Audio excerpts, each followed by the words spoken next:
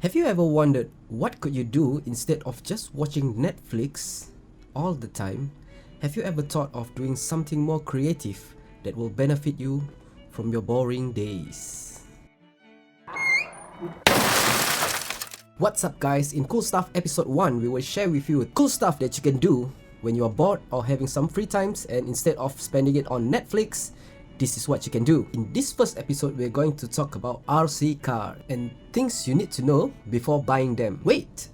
What's an RC car? RC car, which is actually a radio controlled car, is basically a small scale car which you could do that you won't want to do when you're driving your own car or a real car. RC car is basically a small scale car that you could bashing around, whether it meant to be sentimental things you like to do with a car that you wouldn't do to your real car, which is bashing through the woods. Of course you wouldn't do that because it will be devastating. So this is a short clip for you on how I played my RC cars on my free time.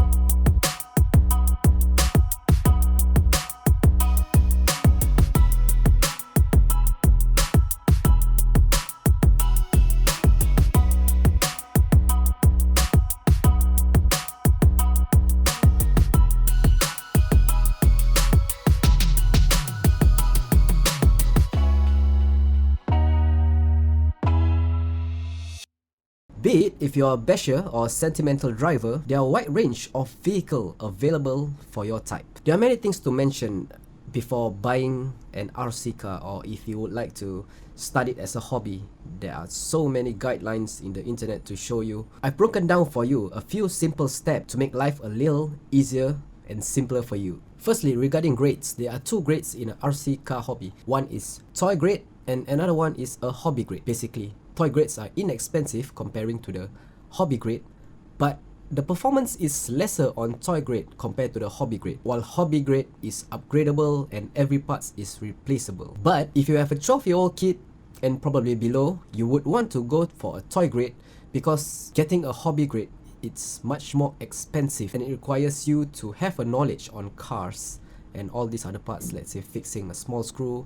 But toy grade are usually ranging about from $20 to $100 depending on what quality you are looking for, but it's light and it's durable. Drop it from a table or dropping from a 2-meter height probably won't hurt it, whereby hobby grades are heavier and they perform better when you land on 4 wheels, but not the otherwise.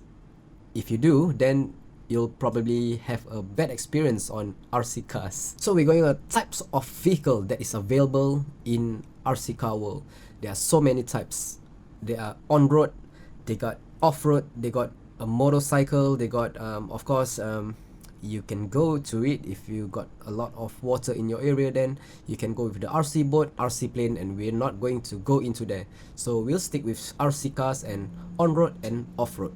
If you're just starting on this hobby, I would recommend off-road, because on-road you will find difficulties in playing it because the gap between the lowest point of the tire and the lowest point of your chassis will be roughly about 1 cm. Yeah, so even though if you think that you got a flat road for you to play, maybe in your driveway or something, it's still not a good idea because on-road cars, they got this very little gap. So the slightest hump that you have in your road will cause the chassis to hit the road. My first car was actually on road and I hit a grid on the drain which is less than 1 cm, and at a full speed when it crashes it, the chassis will hit directly onto it. Guess what? The whole car wasn't usable at all, because when we are hitting at that speed, we are talking about 80 kilometers to 100 kilometers per hour on a hobby grid. So at that speed, definitely the whole car came crashing, and that's the end of my new car, and it's the first hour that I'm playing it. So be careful when you're choosing on-road, because there's so many things for you to consider. Whereby off-road, you don't have to worry, because the gap through the... Let me get my car.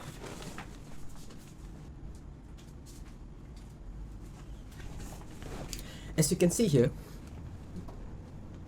the gap towards the chassis and the bottom part of the tire, you got a lot of flexes here to go.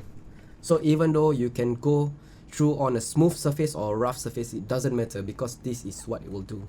Okay, so this is my RC car. This is probably my fourth one in my entire RC build, and I got a few. I wouldn't want to take it out from the storage, and I always advise people to go off-road, because you could play it anywhere, on grass, on rocks, on anywhere, even your driveway, up through the curb, down to the curb, it doesn't matter, because it's quite versatile in its own way. It's quite rugged, and it will take any impact. As long as you're landing on four wheels, you're safe. It will not break. You can just throw out your car from any height. When it hits four wheel, it will bump, and you're safe to go. So for my next advice on your buying guides on RC car is actually spare part. This is the most important things for you to consider, and this only applies if you're going for a hobby grade RC car. So for me, I always research on, is all the spare part available for me on the internet, or is every little thing that may be replaced or maybe break, because when you play RC cars on a hobby grade, I can guarantee you something will break until you stop playing it. So it's up to you to anticipate on what is going to break and pre-order that, so you always have them in hand, and you wouldn't stop your fun, because sometimes it can be frustrating. I mean, first 5 minutes after you play it, something breaks, and that's the end of your day. So always look for spare part first before getting the model you can get.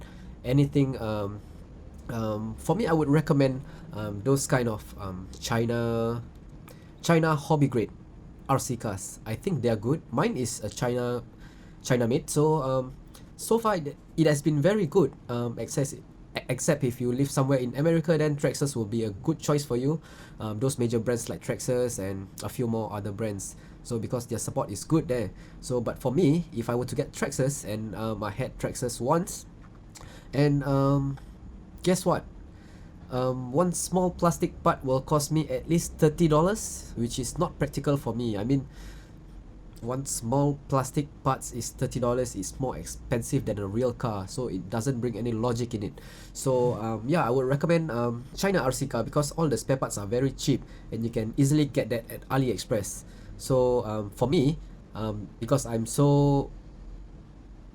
know my playing style, because I like to bash around and jump on things, something thrilling to do with it, and I always break parts, and so I get it for you. So look at this. This is all the parts I get. It haven't break on my car, but I already got it spare in case anything happen.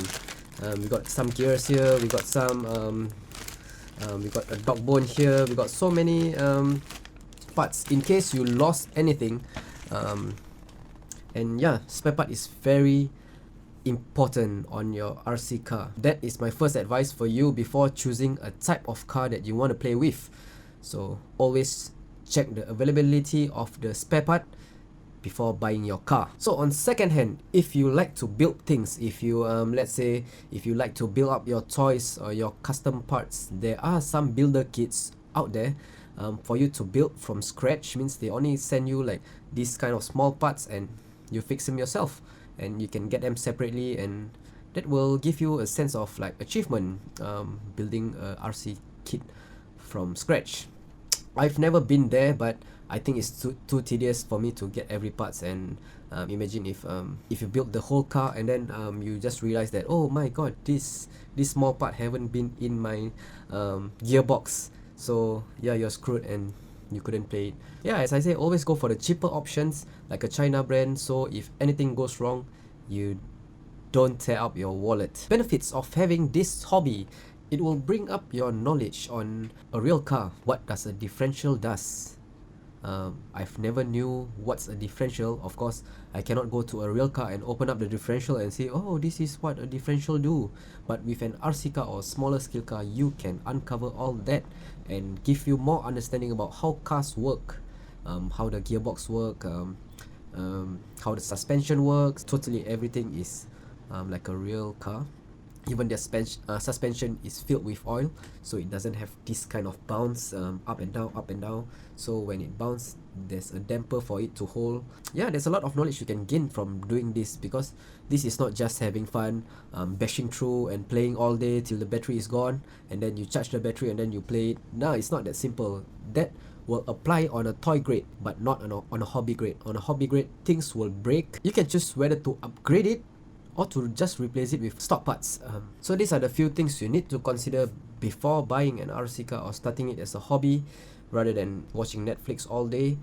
It's time for you to get under the sun and gain some knowledge. We'll see you around next week for another cool stuff on cool stuff.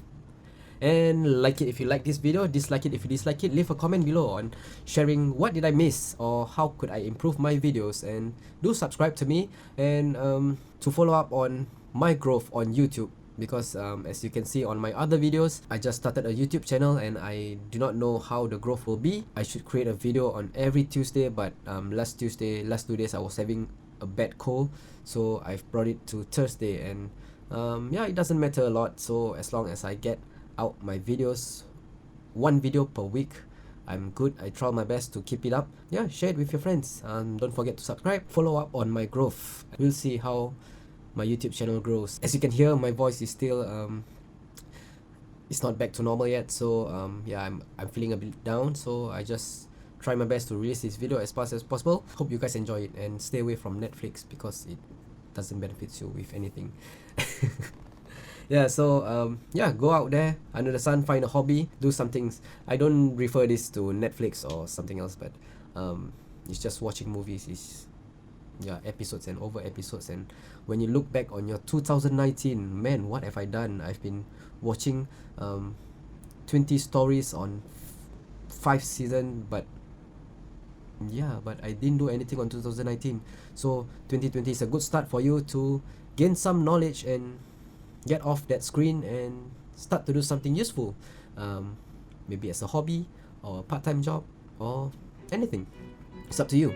So I'll see you next week on cool stuff. Bye bye.